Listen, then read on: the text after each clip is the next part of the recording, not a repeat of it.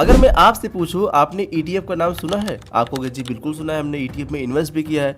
लेकिन मैं अगर आपसे एक सवाल और पूछ लूं कि ईटीएफ कितने प्रकार के होते हैं, तो शायद आप में से 90% ऐसे लोग होंगे जो कि ईटीएफ कितने प्रकार के होते हैं ये नहीं बता पाएंगे। और यही होता है, अगर हम गलत तरीके से बिना समझे इन्वेस्टमेंट कर देते हैं तो हम सारी चीज़ों को समझ नहीं पाते, और बिना समझे इन्वेस्टमेंट करना हमारे लिए खतरनाक भी हो सकता है, हमारे पैसों के लिए खतरनाक हो सकता है। तो ईटीएफ कितने प्रकार होते हैं आज की इस वीडियो में समझने वाले हैं, जिसकी वजह से क्या होगा कि आगे चल के जब भी आप ईटीएफ में इन्वेस्ट करना चाहोगे या फिर म्यूचुअल फंड में जब भी इन्वेस्ट करना चाहोगे तो आपको प्रॉपर नॉलेज होगी कि भाई ईटीएफ कितने प्रकार के होते हैं, किस प्रकार में हम इन्वेस्ट करते हैं तो हमें नुकसान कम हो सकता है, किस में इन्वेस्ट करने पे ज़्यादा नुकसान होता है, ज़्यादा रिस्क होता है। तो सारी चीज़ इस वीडियो में डिस्कस करने वाले हैं, आपको समझाने वाले हैं। हमने इसके बारे में वीडियो बना ही रखा है। तो ईटीएफ कितने प्रकार के होते हैं आज की इस वीडियो में समझने वाले हैं, और ये वीडियो बहुत लंबी नहीं होने वाली है, जस्ट 8 से 10 मिनट की वीडियो होगी, लेकिन उसमें आपको प्रॉपर नॉलेज समझ में आ जाएगा कि भाई ईटीएफ कितने प्रकार के होते हैं, यहाँ पर इन्वेस्टमेंट करने पर क्या क्या फायदे होते हैं, क्या क्या नुकसान होते हैं, ये सारी आपको चीजें समझ में आने वाली है। चलिए लेके चलते हैं स्क्रीन पे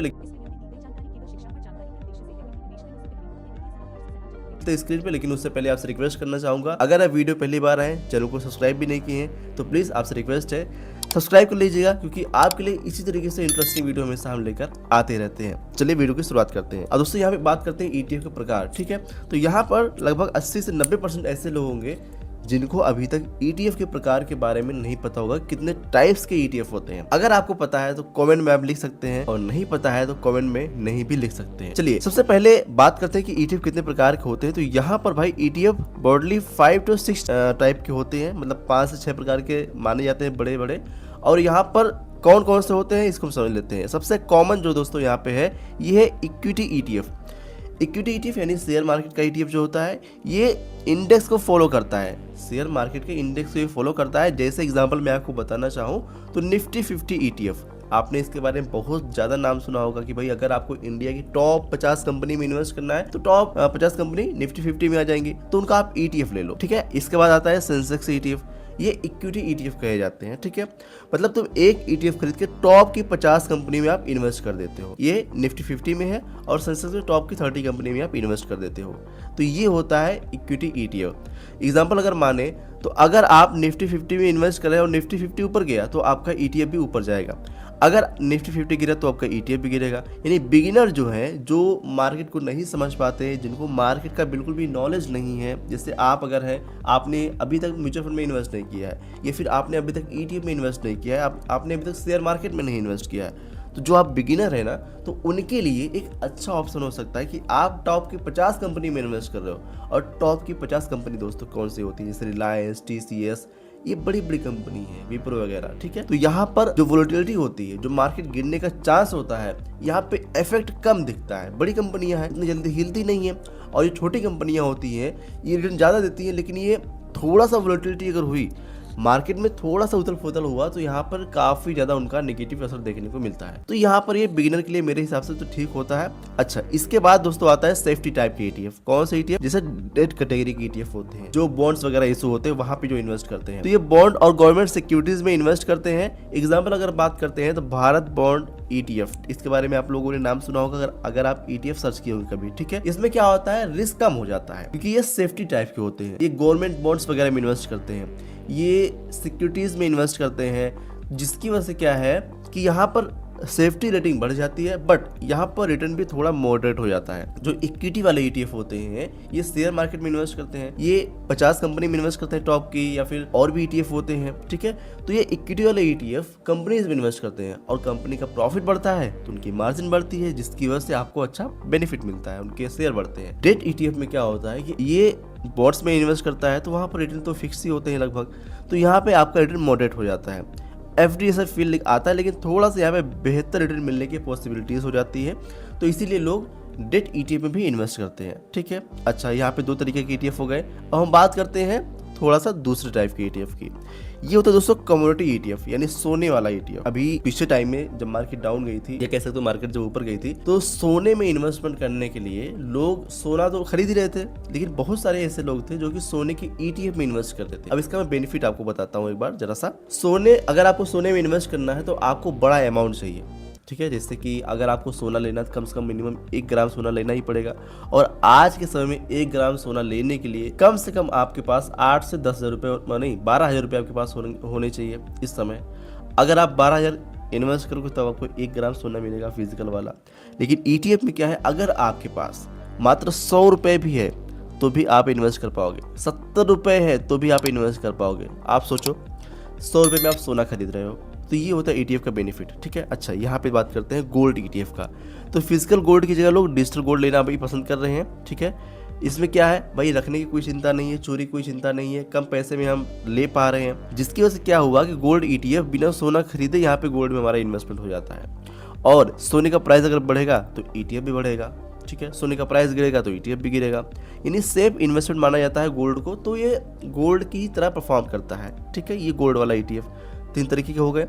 अब बात करते हैं यहाँ पे चौथी तरीके की ETF। जिस तरीके से गोल्ड का ETF है ना, उसी तरीके से सिल्वर का ETF होता है, उसी तरीके से कॉपर का ETF होता है, उसी तरीके से और मेटल के ETF होते हैं। तो ये कमोडिटी वाले ETF आप कह सकते हो। अच्छा, एक होते हैं सेक्टर ETF, ये थोड़ा ज़्यादा रिस्की होते हैं, ठीक है। ये सेक्टर वाइज इन्वेस्टमेंट करते हैं, जैसे किसी एक सेक्टर को फॉलो करते हैं। एग्जाम्पल अगर हम बात करते हैं तो बैंकिंग सेक्टर हो गया, तो बैंकिंग सेक्टर का बैंकिंग ETF होता है। कोई ETF होते हैं जो IT सेक्टर के स्टॉक को फॉलो करते हैं, तो यहाँ पे IT ETF हो जाते हैं। तो इसमें क्या होता है, एग्जाम्पल अगर मानते हैं आपने IT सेक्टर में इन्वेस्ट किया और वो बूम हो गया, मतलब बहुत ही तेजी से बढ़ा, तो ETF आपका रॉकेट भी हो सकता है। लेकिन अगर सेक्टर डाउन गया तो यहाँ पर लॉस की पॉसिबिलिटीज भी ज़्यादा होती हैं। तो सेक्टर वाइज ETF में बहुत ही सोच समझकर या बहुत ही कम रिस्क वाले लोग इन्वेस्ट करें, बहुत ही हाई रिस्क वाले लोग इन्वेस्ट करें, तो यहाँ पर भाई उनके लिए सही हो सकता है। जो लो रिस्क लेके इन्वेस्ट करना चाहते हैं उनके लिए सेक्टोरियल ETF या सेक्टोरियल फंड या सेक्टोरियल स्टॉक्स बहुत ही रिस्की होते हैं, ठीक है। यहाँ पर हाई रिस्क होता है और हाई रिवार्ड होता है, तो भाई अगर जो ये खेल खेलना चाहते हैं उनके लिए हो सकता है, लेकिन जो लोग डरते हैं मार्केट से, पैसे से, उनको यहाँ पे बचना चाहिए। पांचवा दोस्तों है इंटरनेशनल ETF, यानी विदेश में निवेश करने वाले लोग। अगर इन्वेस्ट करना चाहते हैं विदेश में आप, तो आपको बड़े बड़े, जैसे मान लीजिए आपको एप्पल के शेयर में इन्वेस्ट करना है। अब एप्पल का शेयर कितने का है, कितना महंगा है, आपको बड़ा अमाउंट चाहिए। अमेजन के शेयर में इन्वेस्ट करना है, एलन मस्क की कंपनी में इन्वेस्ट करना है, टेस्ला में, कितने महंगे शेयर हैं, आप खरीदने में आपको मुश्किल होगा। तो ऐसे में आप फॉरेन कंपनीज के ETF ले सकते हो। फॉरेन कंपनीज में इन्वेस्ट करने के जैसे US ETF क्या है, नैस्डैक, S&P 500 एग्जांपल के लिए ये है। तो ये एप्पल, गूगल जैसी कंपनी में इनडायरेक्टली पैसा इन्वेस्ट कर देता है आपका, जिससे ग्लोबल एक्सपोजर आपको यहाँ पे मिल जाता है। मतलब आप छोटे से अमाउंट से ग्लोबली इन्वेस्ट कर पा रहे हो, एक बहुत ही बड़ी बात है अपने आप में। आप अगर आप किसी कंपनी का शेयर ले रहे हो तो आप उस कंपनी अपनी हिस्सेदारी ले रहे हो, मतलब खरीद रहे हो कंपनी को, उतना हिस्सेदार आप हो गए। तो आप छोटे से अमाउंट को इन्वेस्ट करके आप हिस्सेदार वहाँ बन जा रहे, कितनी बड़ी बात है यहाँ पे दोस्तों, ठीक है। तो यहाँ पे पांचवा ETF हो गया इंटरनेशनल ETF। और छठा ETF दोस्तों क्या है, थीमेटिक ETF, यानी थीम बेस्ड इन्वेस्टमेंट। जैसे किसी खास थीम बेस पे इन्वेस्ट करता है कोई ETF, जैसे EV सेक्टोरियल हो गया, ठीक है, EV व्हीकल वगैरह वाले ETF में, फर्मा ETF हो गया, तो ये थीमेटिक ETF कहे जाते हैं। एग्जाम्पल अगर ETF इंडस्ट्रीज ग्रो हुई तो भाई यहाँ पर EV इंडस्ट्रीज ग्रो हुई तो यहाँ पर आपका ETF भी बूम हो सकता है।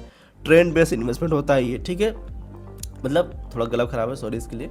तो ETF जो थीमेटिक होते हैं ये किसी एक थीम बेस्ड इन्वेस्टमेंट अपना करते हैं। जैसे EV वाला ETF हो गया तो इलेक्ट्रिक व्हीकल वाला ETF है, यहाँ पर आप इन्वेस्ट करोगे तो जैसे EV सेक्टर अगर बढ़ेगा तो आपका ETF भी बढ़ेगा, नहीं बढ़ेगा तो आपका ETF भी नीचे जाएगा, ठीक है। तो यहाँ पर ये 6 तरीके हमने ETF बता दिए। फाइनल समरी क्या दोस्तों यहाँ पे आपको दिखाना चाहूँगा। ETF के मुख्य जो प्रकार होते हैं, equity ETF, safe plus popular, debt ETF stable, gold ETF safety के लिए, सेक्टोरियल ETF रिस्की होते हैं, इंटरनेशनल ETF आपको ग्लोबली एक्सपोजर देने के लिए हो जाते हैं, thematic ETF trend based investment आप कह सकते हो, ये बनाने के लिए हो जाता है। तो मुख्यतः यहाँ पे मैंने आपको 6 ETF बताया, मतलब 6 प्रकार के ETF हमने यहाँ पे बताया।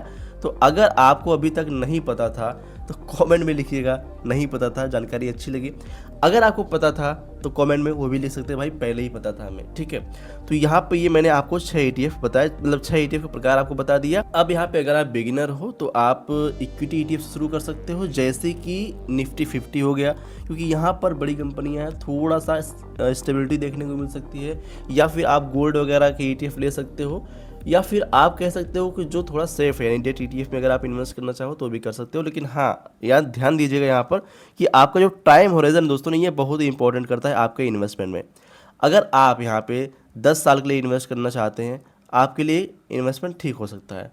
अगर आप ये चाहते हो भाई मुझे 2 साल के लिए इन्वेस्ट करना है, तो यहाँ पर आपको इक्विटी ईटीएफ से भी बचना चाहिए, क्योंकि पीछे आप देख रहे होंगे मार्केट पिछले 1-2 साल से काफ़ी उथल पुथल मची है मार्केट में, ठीक है। कभी चाचा कोई बयान दे रहे हैं, कभी कुछ भी हो रहा है, कभी कहीं पे पावर होना चालू हो जा रहा है, तो मार्केट काफ़ी अनसर्टेन हो गई है, जिसकी वजह से अगर आप कोशिश करेंगे तो आप लंबे समय के लिए इन्वेस्ट करें तो आपके लिए बेहतर होगा, ठीक है। सो इस वीडियो में इतना ही। आई होप आपको ये वीडियो पसंद आएगी और आपको पता चल पाएगा कि भाई ईटीएफ के प्रकार कितने होते हैं, कितने प्रकार के ईटीएफ होते हैं। अगर जानकारी अच्छी लगी हो तो कमेंट बॉक्स में यस टाइप कीजिएगा, अपनी राय कमेंट बॉक्स में दे सकते हैं। अगर आपको वीडियो पसंद आई हो तो भी, ना पसंद आई हो तो भी हाइप कर सकते हैं। अगर आप हाइप देना चाहें तो हाइप भी दे दीजिएगा, ताकि ये वीडियो ज़्यादा से ज़्यादा लोगों तक पहुंच पाए। अपने दोस्तों के साथ इस वीडियो को जरूर शेयर कीजिएगा और ऐसी जानकारी भरी वीडियो देखने के लिए आप में सब्सक्राइब भी जरूर कर लीजिएगा। चलिए मिलते हैं अगले वीडियो में, तब तक के लिए जय हिंद, जय भारत। इस वीडियो में दी गई जानकारी केवल शिक्षा और जानकारी के उद्देश्य से है। कोई भी निवेश करने से पहले अपने वित्तीय सलाहकार से सलाह जरूर लें।